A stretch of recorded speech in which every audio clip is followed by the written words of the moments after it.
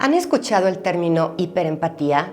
¿Saben lo que es sentir las emociones de otros como si fueran propias? Una persona que desarrolla la empatía al extremo vive emocionalmente agotada y es común que sufra algún trastorno de ansiedad o depresión. Hacer lo imposible para agradar, mantener la paz, que nadie se moleste, evitar los silencios incómodos, sentirse con la responsabilidad de resolver problemas que ni siquiera son suyos, es desgastante. Para estas personas, marcar límites es prácticamente imposible. No pueden negarse a nada porque los demás siempre están por encima. Una persona con este nivel de empatía vive con una intensidad desbordada y sufre más de lo que se imaginan. Hoy vamos a platicar de una autora que, enfrentando las heridas de su pasado, llegó a comprender su presente. Si quieren conocer lo que vivió, quédense conmigo y no olviden suscribirse. ¿Empezamos?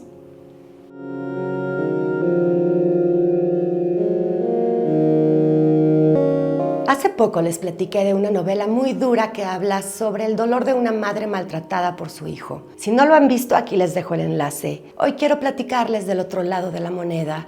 ¿Qué pasa cuando un niño crece en un ambiente inestable, sin sentirse reconocido y con la necesidad de leer e interpretar las emociones de sus padres para encontrar un poco de seguridad? Cuidar que papá no se enoje o que mamá no esté triste para protegerse y proteger a sus hermanos de una nueva crisis lo obliga a desarrollar un exceso de empatía. Este es un niño que vive en estado de alerta, vigilando que todo esté bien, porque si algo sale mal, se siente culpable. La autora francesa Delphine de Vigan nos comparte su historia en Nada se opone a la noche, una novela de ficción biográfica escrita después de que su madre se quitara la vida. En esta obra encontramos la importancia de conocer la historia de nuestros padres para encontrarnos con nosotros mismos y hacer las paces con nuestra infancia, porque todos guardamos alguna herida. Delphine sabía muy poco de su madre, así que se dio a la tarea de entrevistar a sus tíos, vecinos, amigos y a su propia hermana. En esta novela encontramos la historia de una familia aparentemente normal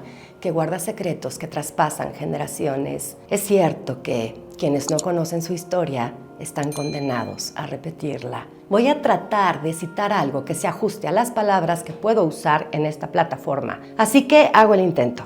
Ignoro cómo se transmiten esas cosas, las relaciones íntimas entre padres e hijos, los hijos muertos, quitarse la vida, la locura. El hecho es que atraviesan a las familias de parte en parte como maldiciones sin piedad, dejando huellas que resisten al tiempo y a la negación. La autora nos platica que empezó un diario cuando tenía 12 años y siguió hasta los 29. De hecho, regresó a él para escribir este libro. Este diario le recordó el rechazo y los celos que su madre le tenía, la preferencia por su hermana, que vivió una infancia completamente distinta a la suya, el miedo a llegar a casa y encontrarla en el suelo o delirando. La autora creció en un estado de alerta constante, adaptándose a los cambios emocionales de su madre, queriendo controlar una situación que no era controlable y sintiendo culpa por no poder hacerlo. Es natural que un niño quiera controlar su pequeño mundo para sentir que puede manejar su propia existencia. Solo busca seguridad y contención. Delphine tenía 10 años, la primera vez que perdió a su madre cuando dejó de abrazarla. Ahora que se aleja y ve el cuadro completo, nos dice que probablemente el rechazo inició cuando se hizo responsable, encargándose de que su madre despertara para ir a trabajar y cuidando de su hermana menor. Un niño solamente conoce su mundo y da por hecho que lo que vive es normal. Cuando su madre muere, busca respuestas. Necesita saber por qué creció en un ambiente hostil, impredecible y violento. Nos platica el proceso que vivió escribiendo Nada se opone a la noche. Para empezar, las emociones la traicionaron.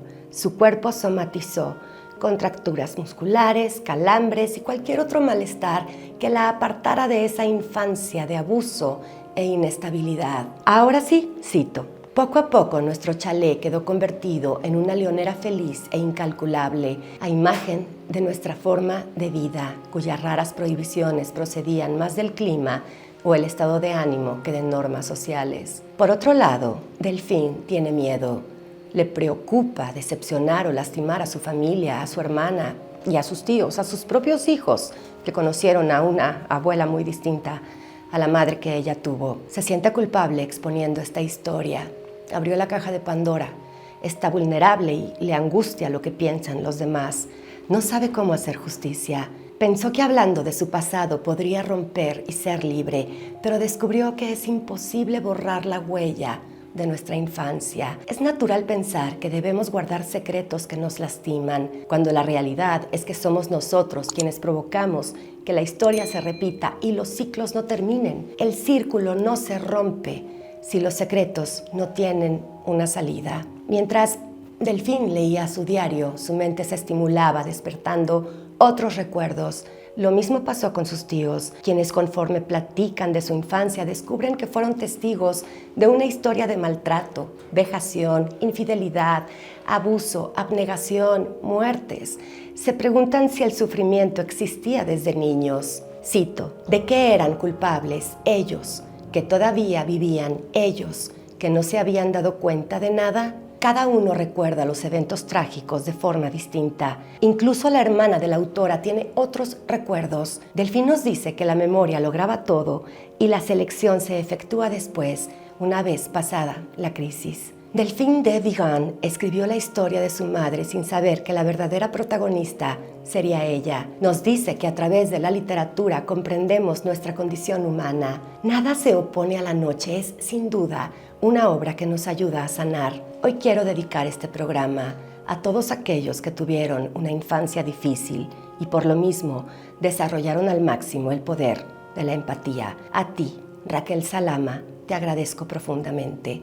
Vuela un abrazo enorme desde México hasta Argentina. Va mi trivia. Novela corta llevada al cine en el 2024 de un gran autor al que consideramos el rey del terror. Y díganme, ¿de qué libro les gustaría platicar? Recuerden suscribirse, activar las notificaciones y seguir sumando a esta comunidad. Soy Inés Recamier, la librera, y los espero en nuestro próximo programa. Gracias, los abrazo.